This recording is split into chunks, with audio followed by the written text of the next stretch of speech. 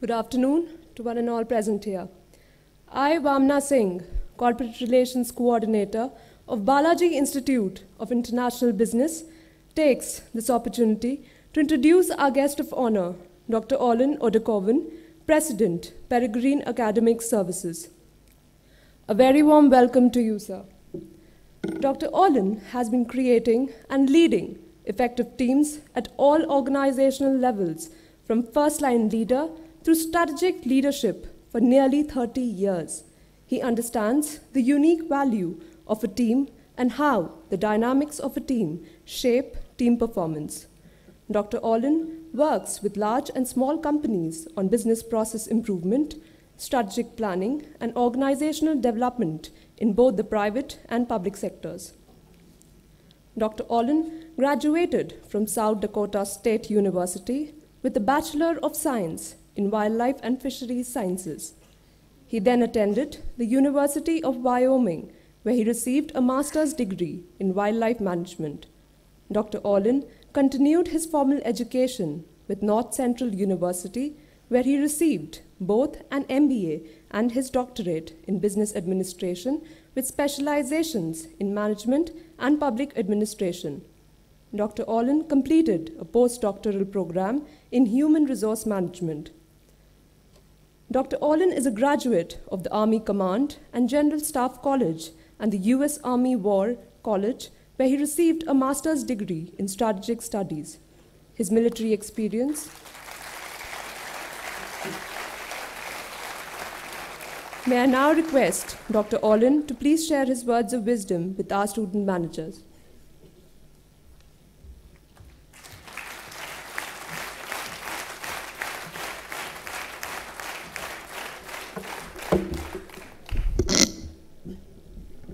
That actually sounds kind of impressive when she says it.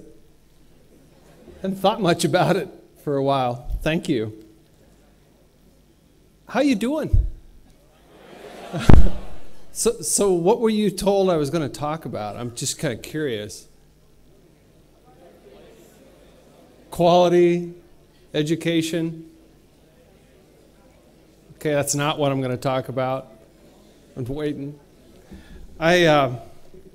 I've been asking several people today, what do you want me to talk about? And the only common theme I could come up with is leadership. You all at some point, I'm sure, will graduate.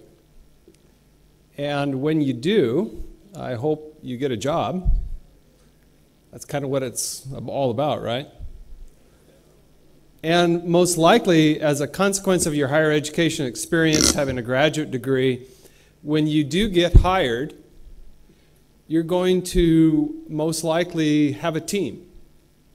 And you're going to be the team leader. And you're going to have a leadership position. And this is a school of management, and you're learning a lot about processes and procedures and techniques.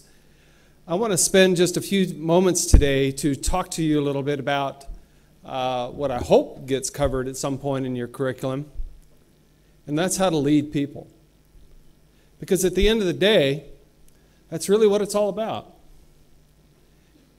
What is leadership? Getting people to willingly do what you want them to do because it's the right thing to do. That's one definition of leadership. I often think about leadership as meaning to influence others. And how do you influence people? How do you get people to willingly do what you want them to do? Why are we talking about leadership? You know, I work a lot with employers. And the two skills that employers want most of you are these. Character. They want to know the essence of who you are. They want to know that you're going to do certain things for the right reasons in the workplace. And the other thing that employers want very much from you is certainly competency, to know your skills associated with your job. But often what you're going to end up doing in the workplace is working with other people to achieve those goals. And that's what leadership is all about. Working with other people to achieve goals.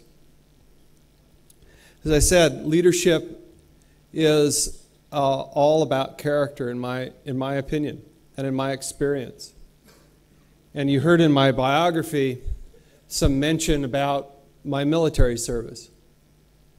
I spent 33 years in the United States Army in a variety of capacities, both active and reserve component. And in that time, I had the privilege and the honor of working with some great people, both in the U.S. and around the world, as I served in Japan, Korea, and Iraq, in the United States, and in Europe and Germany. And I got to meet a lot of neat people around the world. But what I have found over the years is all the people that I've met, all the people that I admired the most, all shared certain characteristics that separated them from a lot of others. And I want to share some of those characteristics with you today. The first one is integrity. In my opinion, leadership, one of the essential ingredients of leadership is integrity. To mean what you say and say what you mean. To be honest, to be truthful. And it sounds simple. Well, why doesn't everybody have that? But in today's workplace environment, with pressures to perform and pressures to meet quotas and pressures and pressures and pressures, sometimes it's hard. Our integrity gets challenged. And the leaders that I have admired most over the years, excuse me, are those who maintained absolute integrity. Leaders who rose up above the pressures to do something, probably not the right reasons, but to do what was really the right thing to do. I want to tell you a story about one of my commanders when I was commander of the Army National Guard. Her name was Nona Nissen. And she and her company of about 185 soldiers from the state of Wyoming went to Iraq in 2007. And when they came back, after a year's deployment, they did convoy escort duty. They became our most highly decorated unit in our history in the Wyoming National Guard. They received 2 presidential unit citations and 2 meritorious unit citations. They had more Bronze Stars and Purple Hearts than any unit we had deployed since the Korean conflict in the 1950s. And I asked her how she did it. How was she so successful? And she said, every day, I just got up, did the right thing. Yes, there was a lot of pressures to do other things, but to choose the harder right over the easier wrong. The essence of integrity. Telling people what they need to hear, not what they just want to hear. And it's more than being truthful. It's about having character in the heart. To choose the harder right over the easier wrong. So integrity matters. In my opinion, it's rule number 1. It's the most important rule for any leader. There's a lot you're going to mess up in the world. There's a lot of mistakes you're going to make. But the one mistake you can't make is lose your integrity. Because once you lose it, you never get it back. The second core value that I believe very strongly in is a value called respect. Now, I don't know about India, but there's expressions sometimes in the United States concerning respect. It has to do with the word earned. And we sometimes say that respect is earned. I don't know, do you say something like that, equivalency in India? I may be going out on a limb here, but I'm going to disagree with that notion. I don't think respect is earned. I think respect is something you give away. The mere fact that you're here breathing air today warrants my respect. And now it's yours to lose. And great leaders that I have known give away respect. Through giving it away, perhaps that's when they earn it. But the first step in respect is to give it away. I will never forget the day in 2005 I was a brigade commander of a field artillery brigade. And I was at my headquarters, and I got a phone call from the state police that there had been an accident, and one of my battalions was traveling that day on an icy road, and the truck overturned on a curve, and one of our soldiers had been killed. And that call came in. I was at my headquarters, and we gathered up the team, because there's many things that happen when somebody dies in uniformed service. Families need to be notified, hospitals need to be visited, because there was 2 other soldiers that were wounded, and a lot of activity is going to occur. And we were all, and I knew this soldier personally, and we were, many of us there, the staff, we were all kind of in a dazed look, and we started kind of muddling our way through the conference room of what we're going to do, who's going to do it, and when they're going to do it by. And we're kind of just talking out loud at this point. And I kind of looked up as we're having this discussion, and it suddenly realized who was taking the notes on the bulletin board as we're brainstorming these issues through. The person taking the notes was our commanding general, a 2-star general, up there taking notes, not saying a word, just letting us talk it through. That is respect given away. Normally, 2-star general would be sitting there probably at the head of the table leading the discussion. But here is a man who was humble and respectful of our needs and chose that path. The third area of leadership is loyalty. As you get into the workplace, naturally you're going to hear words of you need to be loyal to the organization. And true, certainly loyalty to the organization that is paying your salary that you commit to is very important. Another aspect of loyalty is being loyal to your team. Those that you are entrusted to lead, to support them, to encourage them, to listen to them, to tell them sometimes the brutal facts of their performance. These are all aspects of loyalty. And one other aspect of loyalty, don't forget your families. Be loyal to yourself. Be loyal to your families. The fourth element or fourth value that I want to talk about is selfless service. Placing the needs of others before that of your own. We talk a lot about service before self, but what does that really look like? What is service before self? Well, the example of service before self that comes to my mind is you just heard from him a few minutes ago, Mr. Raman. Here's a man who has a clarity of vision for his country, India, on improving quality in higher education. And it is crystal clear in his eye what he wants to achieve.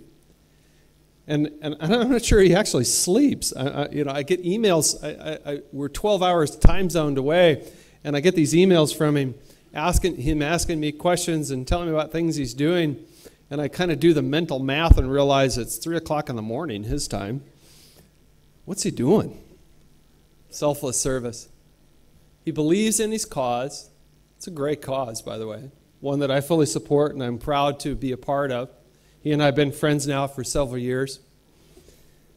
But that selfless service, that dedication, that desire to go the extra mile. And selfless service is more than just putting in extra hours.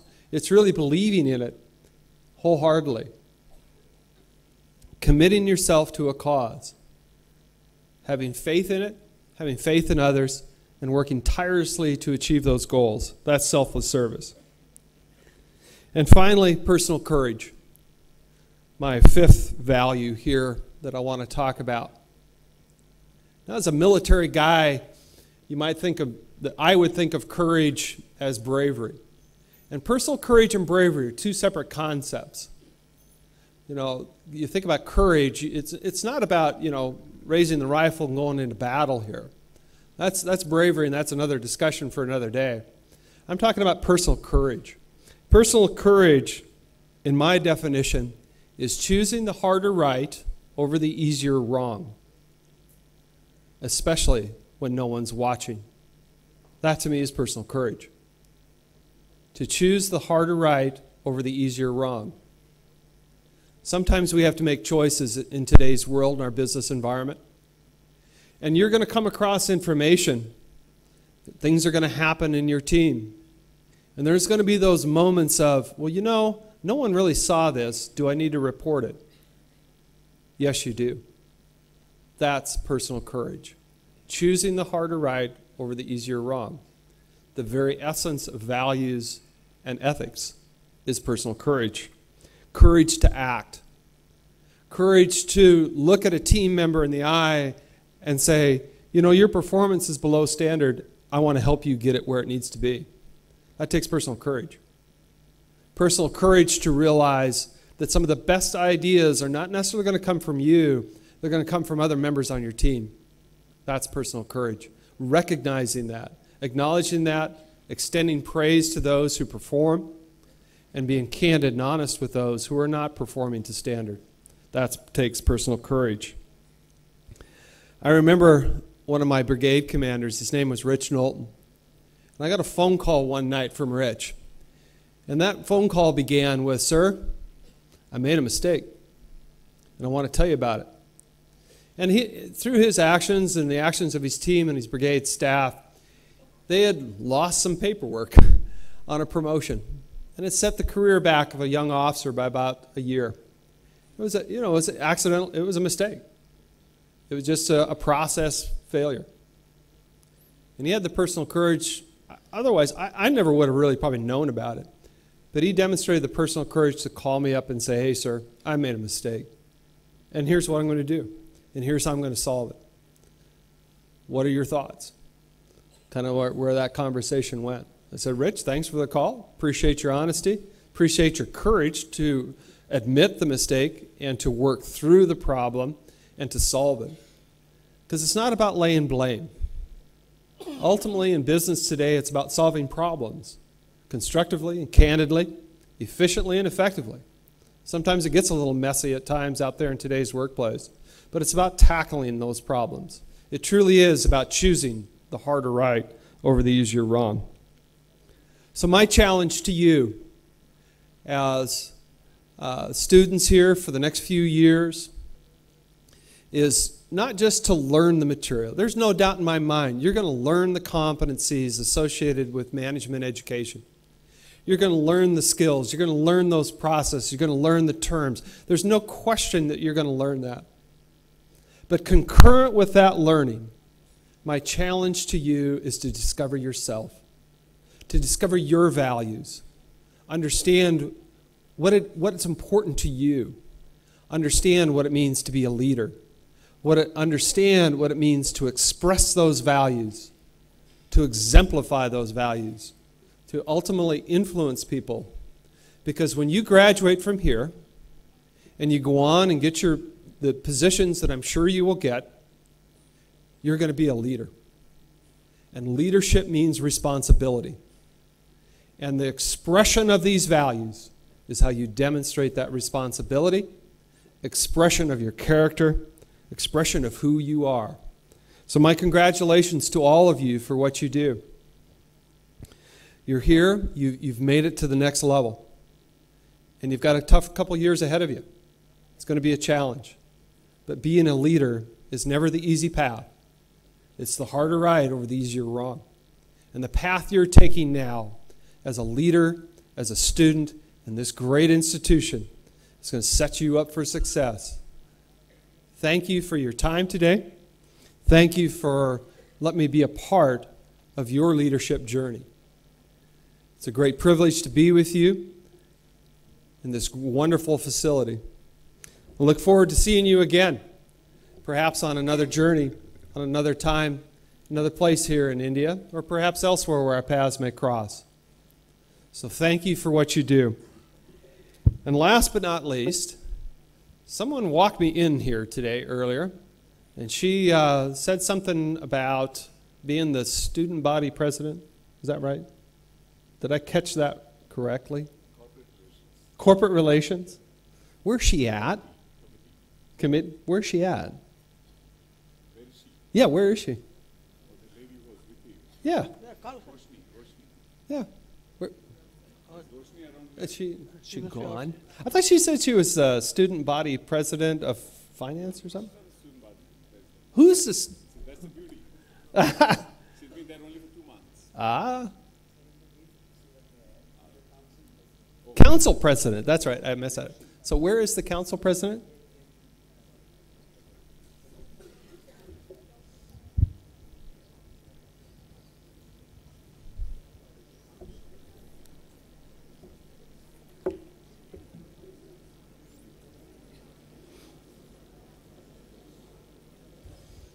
Sir, in the meantime, I want to ask you one question. Sure. Oh, we're waiting here because I want to do a Sir, little award ceremony. Military to military, military Yes, sir. to military, not Yes. related to education. Come up here. Oh, just a minute. Is that okay? What? You have that embarrassed look about you. Leadership, as I've been talking about, is not necessarily, being in charge of people. It's about character exemplified. That's what I've been talking about. And I'd like to recognize some character here. Some great character as a leader. Here's a relatively new student who, in a few short weeks, you're the council president. All right. So I have a little memento I want to give you of our company here.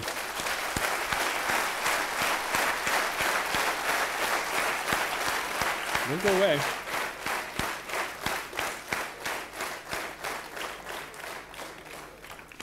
It says presented for excellence in higher education. It's my leadership award, if you will. Every once in a while I get to recognize somebody who has done a great job.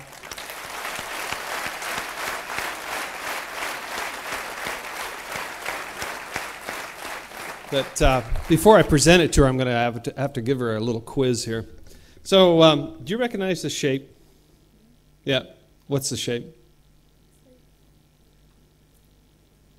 What do you call that shape? Yeah, a pentagon or a trapezoid. Yep. Yeah, quadrilateral. I mean, there's many different physical terms for it. Good. You passed. All right. Now, here's a harder question. Do you know what this shape also represents? Okay. All right, I got to hold it up so you guys can see it here. Looks like a triangle. All right. Okay. All right. So, a long time ago in ancient times, doorways were always square. But the problem with a square doorway is in order to make the doorway bigger, you got to make the walls thicker. Any engineer majors here? Probably support me on that one. All right. So the problem is, if you want to make the door bigger, you got to make the walls thicker. Otherwise, the roof caves in. Well, long time ago, some really smart people figured out a solution to that, and it's called an arch. And if you ever looked at a doorway that has an arch, you can actually have a wider doorway with not necessarily a thicker wall, because an arch supports more weight. Right. What holds an arch together is called a keystone. That's the center stone that supports the arch. And so I've chosen this as my representation of leadership and of excellence in the shape of a keystone. Because through your leadership, through your academic experience, through your passion to continue your education, you're going to make the doorway bigger. Bigger for your community, bigger for your family, bigger for the business that you serve. So, well done.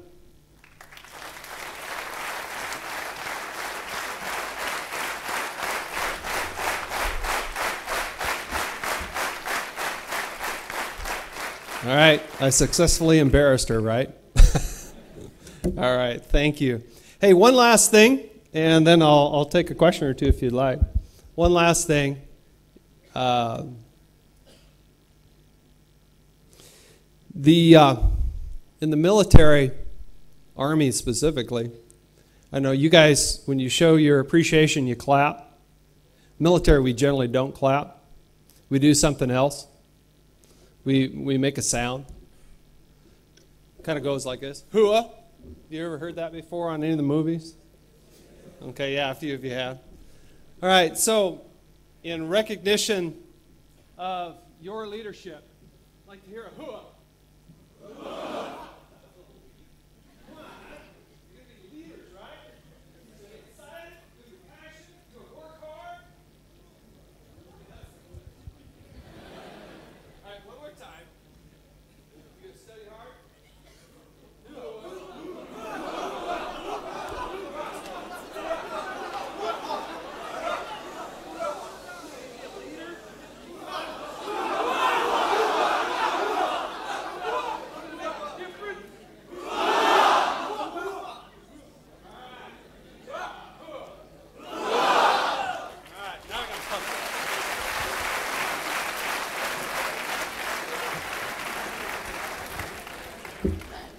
Sir, it is a question for us. Education, we have spoken quite a lot. Of late, the years don't know how to handle the crisis. Started off with the Vietnam pathetic situation. It has to come back. Iran, Shah of Iran abandoned. Religious took over their religion. Now Iraq is over, and now IS something has come. You are the policeman, super cop of the world, America. Is America losing its control? What's happening, sir? American, they say if anyone look at them, they immediately finish them off. Politically or economically, both areas. But now what is happening here is, no one seems to be bothered about American anymore, American army anymore. I don't know. Your comment, please. What's happening in Iraq? You thought somehow let us get it off this place. What happened to Syria? We don't know. Egypt, we don't know. Now a new state as Afghanistan, again we are running away. What is the situation? See, these are an outsider's view. But America means America. If anyone touch them, finish off. So, your comments, please. So, but you only asked me to talk for about 30 minutes, and basically you asked me a one-day question. No, I am. I'll try.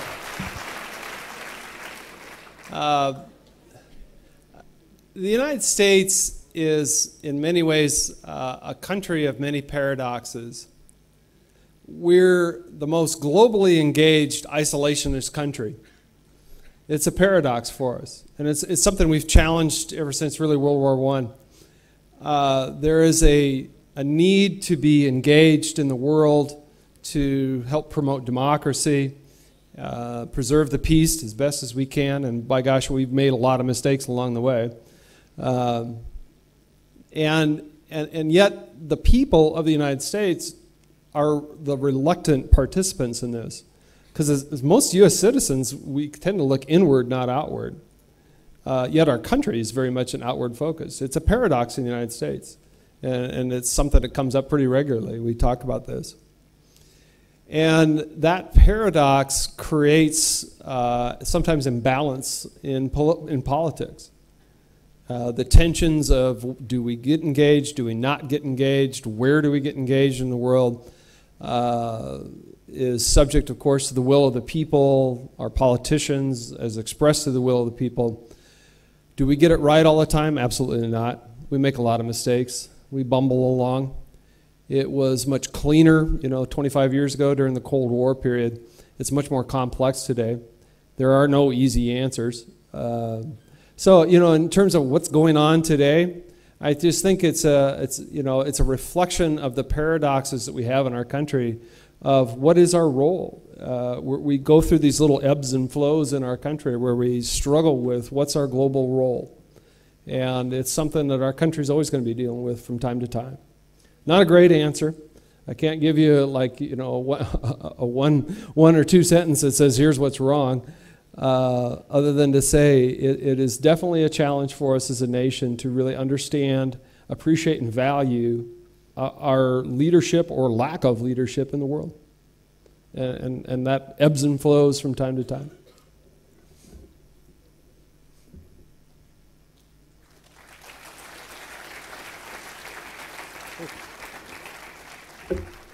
All right. Should we cut it off? Any other questions? Looking over here for the boss for guidance. Sir? Fine, sir. But thing is that it is everywhere. Wait, this thing's broke? What? No, what? No. Somewhere it seems, even the Obama seems to be in a big dilemma. Day before yesterday, when we saw a journalist being beheaded, his statement was very restrained. Otherwise, it used to be outburst. See, I understand, but we don't know. We'll see. Yeah. Somewhere I think you all feel to be in the syndrome of withdrawal. Come on, let us keep cool. Let us not to bother too much about outside. Even Israel seems to be abandoning them. I think our history speaks collectively of my subject today on leadership. And, you know, leadership to me is a choice. We choose to be leaders. And if I can be so bold as to say, when our country, my country, has, in periods of time when it's chosen not to be a leader, bad things happen in the world. In World War I, we chose not to be a leader, and World War I happened, and finally we got involved. World War II, we were kind of an isolationist nation. Bad things happened. After the end of the Cold War, we in the 90s, we kind of reverted inward, and bad things happened. Leadership is a choice. Some choose not so good, some choose better. In our country today, there is a lot of political tension. There's a lot of divisiveness. And I'm sure on the news you see a lot of bad things happening, and the news tends to focus on the negative. But in my heart of hearts, I do believe that just like in India and just like in my country, the people will prevail. Because at the end of the day, it comes down to values. These concepts that I'm talking about, integrity, respect, personal courage, all of us share those. And when we have the personal courage to act, then good things will happen in the world. But it takes leadership to make it happen. Countries don't do things. Leaders do things. Countries don't act. Leaders act. You're a leader. All of us are leaders. We choose to act.